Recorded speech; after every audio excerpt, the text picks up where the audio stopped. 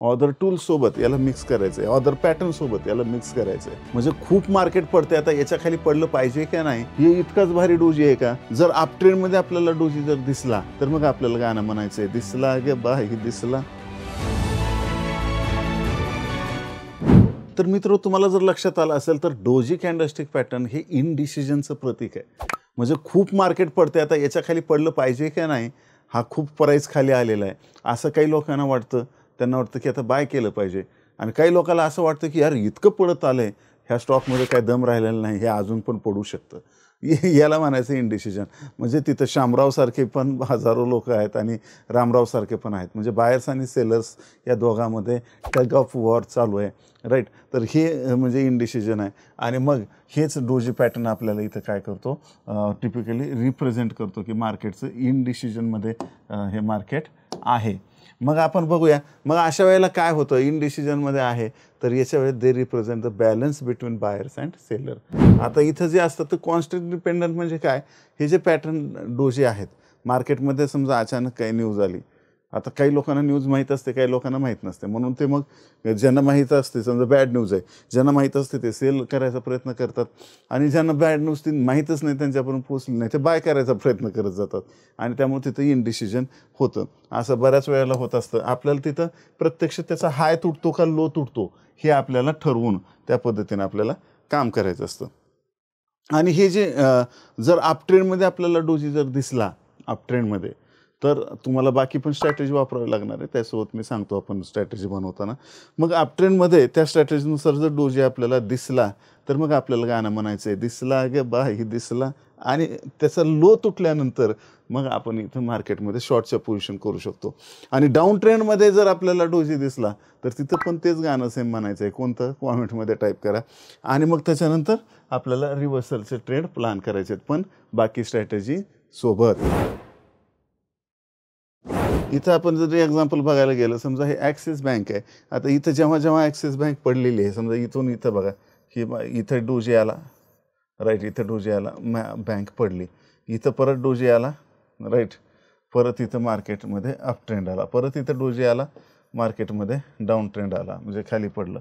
परत इथं डोजी आला, इनडिसिजन झालं, अप ट्रेंड गेला. परत इथं डोजी आला, मार्केटमध्ये डाऊन ट्रेंड आला. परत इथं डोजी आला, मार्केटमध्ये अप ट्रेंड आला. इथं डोजी आला, करेक्शन झालं, राईट. अशा पद्धतीने इथं बघा डोजी आला, इथं पडत होतं मार्केट, डोजी आला, ह्याचा हाय ब्रेक झाला आणि हे अप ट्रेंड आला मार्केटमध्ये. इथं डोजी आला, परत इथं अप ट्रेंड. तर अशा पद्धतीने इथं डोजी आला, खाली पडलं. तर इथं या पद्धतीने मार्केट चालू आहे. आता इथं डोजी आलेले आहेत, 2 डोजी आलेले आहेत. त्यामुळे इथं काय होईल तुम्ही नक्की सांगा मला कॉमेंटमध्ये. तसंच मगाशी सुद्धा आपण बघितलं होतं जे अदानी एंटरप्राइजेसचं उदाहरण. एकदम अदानी एंटरप्राइजेस अप ट्रेंडमध्ये होता आणि इथं हा डोजी बनलेला आहे. एकदम क्लासिकल डोजी आहे, जबरदस्त डोजी आहे. आणि याचा लो तुटला आणि खूप खतरनाक असा मार्केटमध्ये फॉल आला. तर आपल्याला हे लक्षात आलं असेल की अप ट्रेंडमध्ये डोजी आला आणि बाकीच्या स्ट्रॅटेजीसोबत त्याला जर वापरलं तर खूप चांगला उपयोगाला येतो शॉर्टसाठी. आणि डाऊन ट्रेंड मार्केट पडत आहे आणि तिथं जर डोजी आला तर आपल्याला लाँग जाण्यासाठी खूप चांगला स्ट्रॅटेजीमध्ये टाकून त्याचा उपयोग करता येतो मित्र. तर मित्र, सगळ्यात महत्त्वाचा पॉईंट लक्षात घ्या की हे यूज कसं करायचं मार्केट ॲनालिसिसमध्ये. मी आता जसं तुम्हाला दाखवलं, राईट, एक एक्झाम्पल अप ट्रेंडमध्ये आपण बघितलं ॲक्सिस बँकेचं, डाऊन ट्रेंडमध्ये कशाचं बघितलं मला सांगा, राईट. तर ॲक्सिस बँक आणि आपण दोन्ही एक्झाम्पल अदानी एंटरप्राइजेसचे बघितले. तर इथं आपल्याला हे ट्रेडर्स जे आहेत हे प्रिडिक्ट पोटेन्शियल मार्केट मुवमेंटचं, काय मुवमेंट होऊ शकतं हे प्रिडिक्ट करण्यासाठी आपल्याला याचा खूप जबरदस्त यूज होतो मित्र. आणि they are often combined with other technical analysis tools, trend line, moving average, right. दुसरे सुद्धा ह्याला टूल्स आपल्याला वापरावे लागतात. जसं मी मागच्या व्हिडिओसुद्धा सांगितलं होतं की ट्रेंड लाईनच्या जवळ आपल्याला समजा तिथून शॉर्ट करायचं आणि तिथं डोजी जर म्हणला तर खूप जबरदस्त शॉर्ट करता येतं.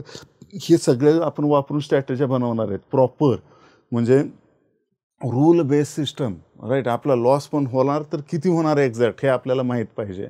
प्रॉफिट माहीत नसला तरी चालेल, त्याला फक्त प्रॉफिट को ट्रेल करा ते चलो, त्याला फक्त ट्रेल करायचं असतं मित्र, राईट. त्यामुळं लॉस हा कंपल्सरी होतच असतो प्रत्येक ट्रेडरचा, हे डोक्यात ठेवा. ऐका नाही, प्रॉफिट लॉस हा विषय नाही. जेव्हा लॉस होईल तेव्हा छोटा झाला पाहिजे आणि प्रॉफिट होईल तेव्हा मोठा झाला पाहिजे. राईट. प्रॉफिट झाला मोठा, पाऊस आला छोटा, तर या पद्धतीने आपल्याला करायचं आहे. तर हे ट्रेंड लाईन्स आणि मुव्हिंग ॲव्हरेजेस यूज आपण इथं करू शकतो. येणाऱ्या स्ट्रॅटेजीत ते मी यूज करून दाखवतो तुम्हाला. Doji can serve warning sign, ही एक वॉर्निंग साईनसारखं असतं, राईट. म्हणजे आता हे मार्केटमध्ये करंट ट्रेंड जो चालू आहे तो आता पॉज झाला आहे, म्हणजे रिव्हर्ससुद्धा होऊ शकतो. मग तो रिव्हर्स होणार का कंटिन्युएशन होणार ते आपल्याला स्ट्रॅटेजीनुसार ठरवता येतं. पण आपल्याला एक वॉर्निंग साईन येते की बाबा तुम्ही रेडी राहा, काही पण होऊ शकतं, अशा पद्धतीची वॉर्निंग साईन आपल्याला येत असते. आणि हे trend as a indicator potential reversal, warning sign आली की तिथं रिव्हर्सल होऊ शकतं, हे आपल्याला बघायचं आहे. तर हे एक उदाहरणानं समजून घेऊ आपण की कशा पद्धतीनं करता येईल. तर याच्यामध्ये कन्फर्म इथं बघा हे वर चालला होता मार्केट, मग इथं काय झालं वर मार्केट चाललं होतं आणि इथं प्रॉफिट बुकिंग आली बघा. इथं स्मॉल पुल बॅक आला, 1 2 3 4 5 6 7 8. आता हे दिसताना तुम्हाला छोटं दिसतंय पण प्राईसमध्ये मुवमेंट भरपूर असते.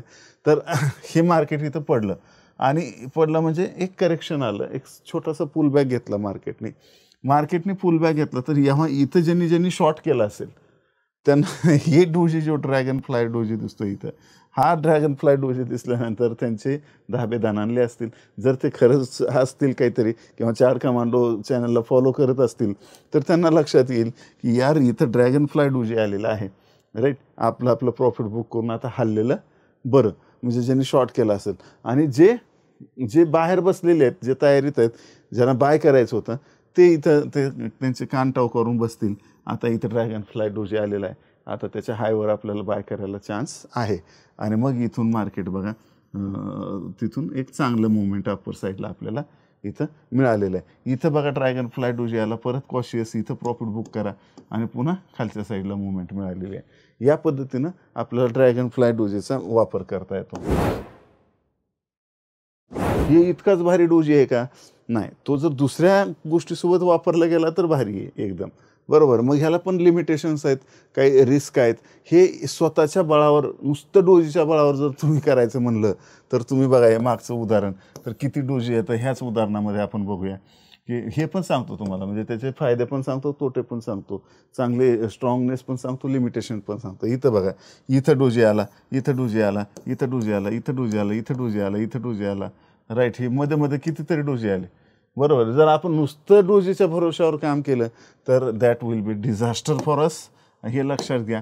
त्यासाठी नुसतं डोजीच्या भरोशावर सुद्धा आपल्याला काम करायचं नाही, तर त्याच्यासोबत आपल्याला काय वापरावं लागणार आहे, तर हे बाकीचे टूल्स वापरावे लागणार आहेत.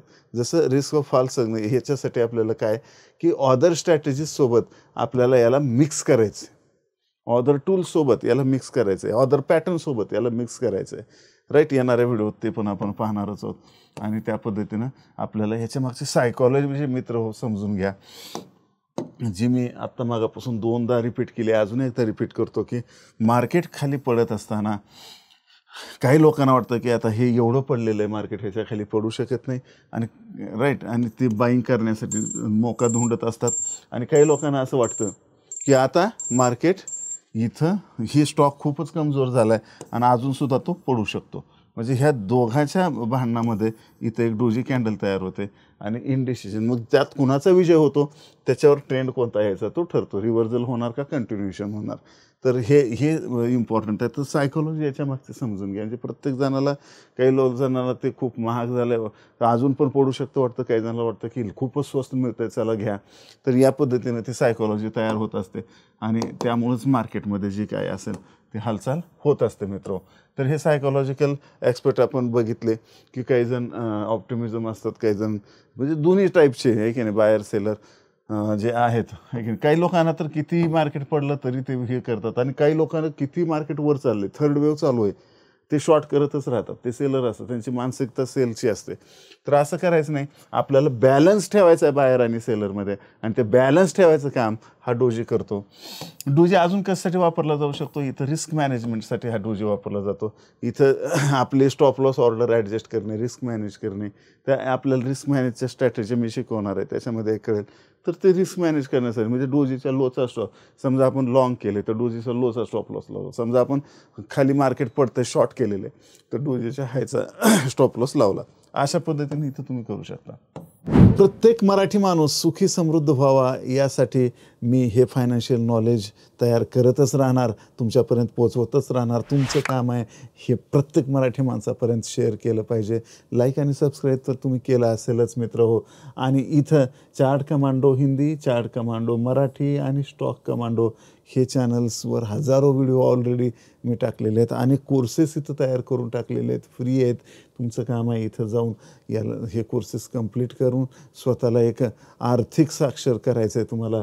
त्यासोबतच चार्ट कमांडो फेसबुक आणि इंस्टाग्रामला तुम्ही फॉलो करू शकता. चार्ट कमांडो टेलिग्रामवर तुम्हाला डेली अपडेट्स मिळतील. ट्रेड सेटअप कसं काय हे सगळे डिटेल्स तुम्हाला जाणून घ्यायचे तर टेलिग्राम चॅनलला आत्ताच्या आत्ता जाऊन जॉईन व्हा. लिंक डिस्क्रिप्शनमध्ये दिलेली आहे. आणि जर फीस हा इश्यू नसेल तर ॲडव्हान्स लर्निंगसुद्धा तुम्ही करू शकता chartcommando.com जाऊन. आणि कसलीही काहीही क्वेरी असेल, कसलाही थोडा जरी प्रश्न असेल मनात तर बिलकुल 8208247170 वर व्हॉट्सअप करायला विसरू नका. Bye bye for now.